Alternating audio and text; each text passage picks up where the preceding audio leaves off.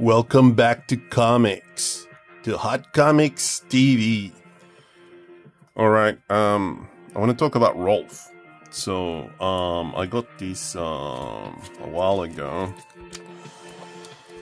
and I obviously had seen this on the Heavy Metal magazine one or another point, and I I tracked this down back in, I dare to say 90s, somewhere in the late 90s, and almost 2000. It might have been 2000, who knows.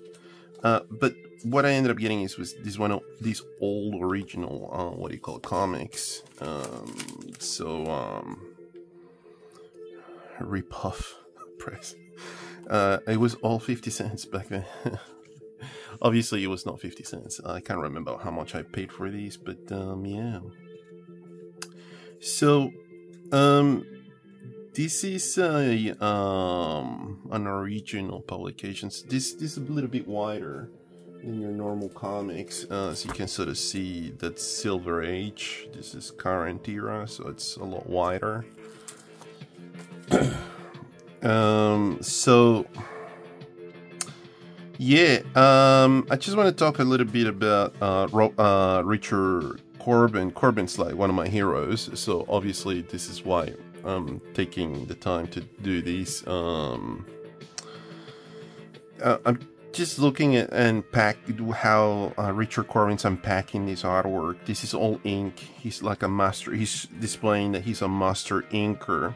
So the process for this man originally, from what I remember seeing in some of the interviews, was that he used to make clay models of the characters, similar to the process that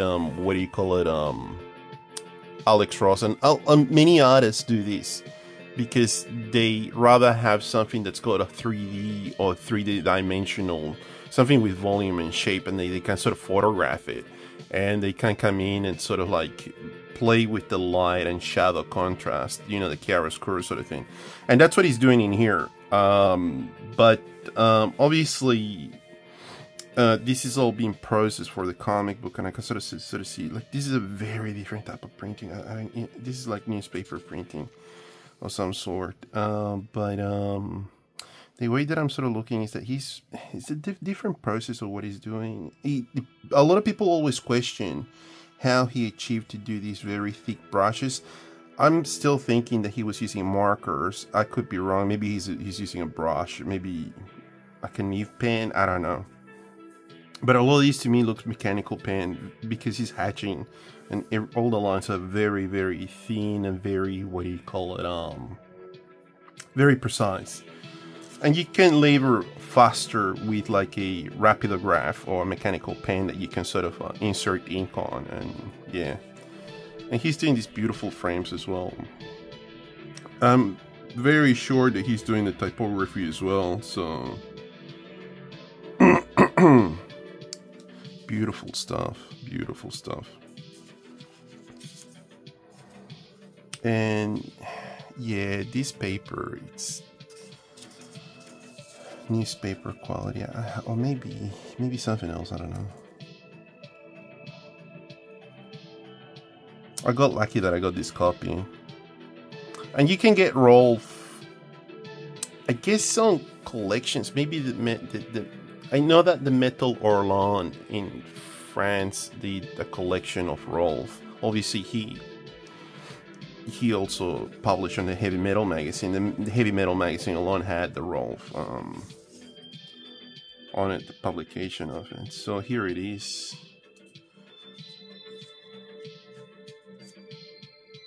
Beautiful horror stories, if you think about it.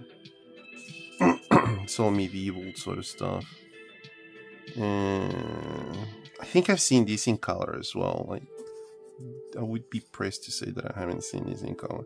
Just the way that he's doing the inking, everything's just beautifully done. Everything's got shape and volume, which is the thing that I always praise from this man. As you can sort of tell that the workload has all of these beautiful rendered imagery. And see these, I'm gonna bring this up a bit closer. like the shadow contrast in that face that I'm just focusing on this one here. Like, he would have had to had made these out of clay or sort of plasticine or something, and just sort of like mold, you know, and then put it under the light and then sort of play it around with the shadow, and that's what gives it so much life to these works, these early works, and well, all his works anyway. So Corben has always been a master draftsman. You know, he's a well accomplished illustrator as much as he is a ink and pen artist. Very well put together. I mean, this man was in a different league of his own. Beautiful stuff.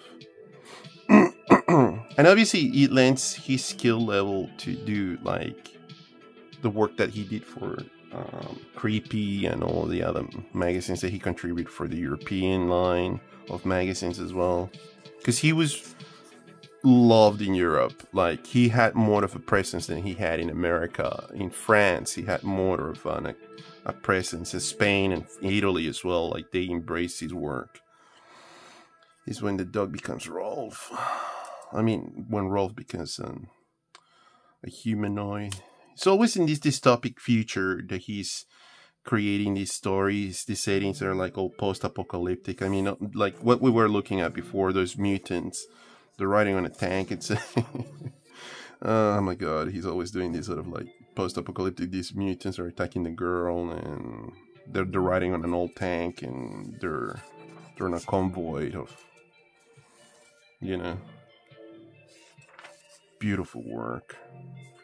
Obviously, this is post-apocalyptic, but civilization has evolved a little bit more into like this sort of like medieval sort of society. So society is kind of like coming into like the dark ages sort of thing.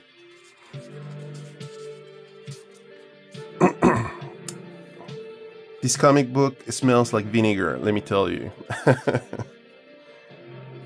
That's awesome. He's done the shadow of the moon.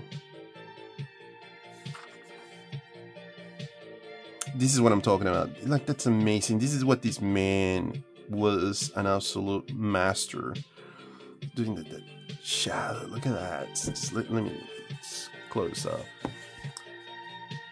Look at that face. That's amazing. That's amazing stuff. That's why it's so cool to see these.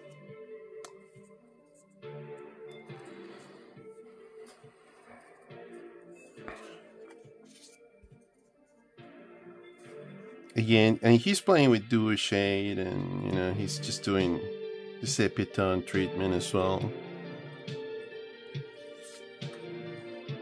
Beautiful. I can sort of see where Kevin Eastman and Peter Laird like got their, I guess, some sort of the influence for the Turtles books, because I see sort of this sort of thing on their book a lot. Now that I'm looking at this in black and white, it kind of very reminiscent of that.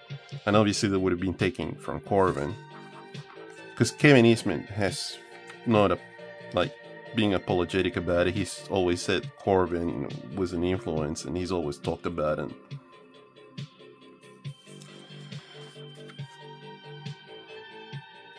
Outstanding, just outstanding work. I'm just looking at this and just, wow, so impressed. Beautiful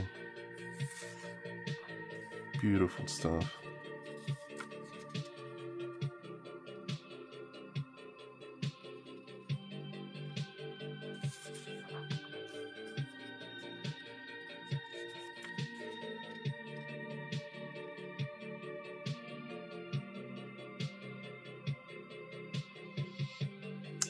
Beautiful work.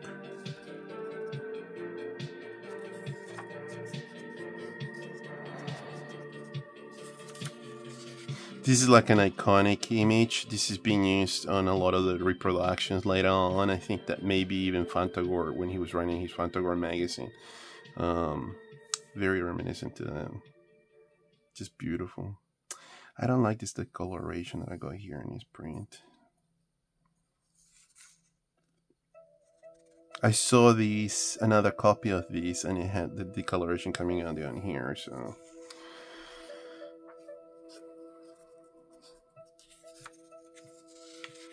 It's more than 40 years old, this comic book. Well, when was this printed?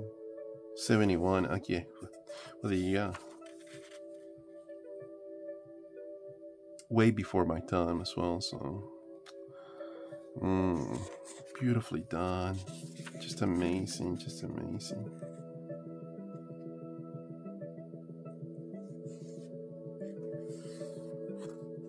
Anyway, that was Rowlf. I remember seeing this. I think this was like a cover as well. Repuff press. I can't stop laughing at that. That's awesome. Anyway, that was my short, not review, but like talking about this. This is a conversation piece. Everybody knows Rowlf. I want to introduce the people that don't know anything about Corben or Richard Corben, all the legacy that he left behind. This is just amazing, and I hope that Dark Horse does bring to these collections at one or another point.